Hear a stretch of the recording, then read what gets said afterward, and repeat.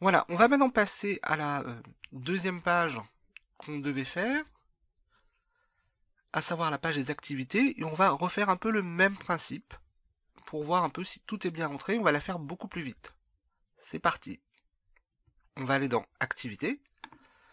On va refaire comme tout à l'heure, reprendre un texte en lorem ipsum. Hein. Voilà, je mets mon texte en lorem ipsum. Disons que maintenant, on va mettre des photos en début sur la gauche ici. Donc on va aller, alors déjà on va modifier l'état ici. On va la mettre en brouillon. Voilà, elle est maintenant en brouillon.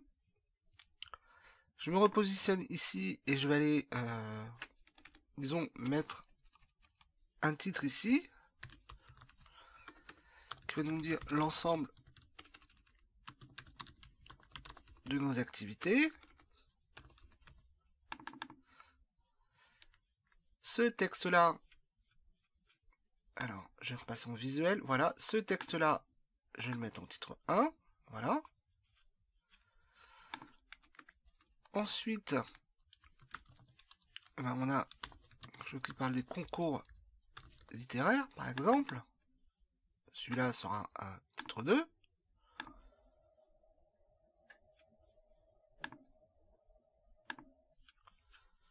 Ensuite, ici, je vais par exemple rajouter une photo. Voilà. Je vais l'aligner plutôt à gauche. Voilà, par exemple. Ici, dans les concours littéraires, je vais rajouter par exemple le mois de septembre. Donc, comme c'est dans concours littéraire, je vais le mettre un peu plus petit, je vais le mettre en 3. Et ici, je vais mettre octobre. Alors, bien sûr, normalement, quand vous faites ce genre de mise en page, vous avez un modèle qui vous permet de dire effectivement ce que vous voulez mettre.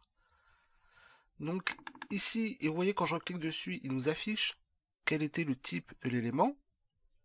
Donc, concours littéraire, et moi, je vais mettre les critiques de livres. Voilà. Et je le mets en titre 2. On peut regarder ce que ça donne. On enregistre le brouillon. On va aller dans les activités. Et voilà comment s'affiche notre page. Alors ensuite, sur ces éléments-là, on va considérer par exemple qu'on veut rajouter des listes de livres. Très bien, donc on va réduire un peu ça. Je mets livre A, je mets livre B, je mets livre C. Je peux les mettre dans une liste à puces, comme ça. Voilà. Si vous voulez qu'elle soit numérotée, vous la mettez là, ou vous la mettez ainsi.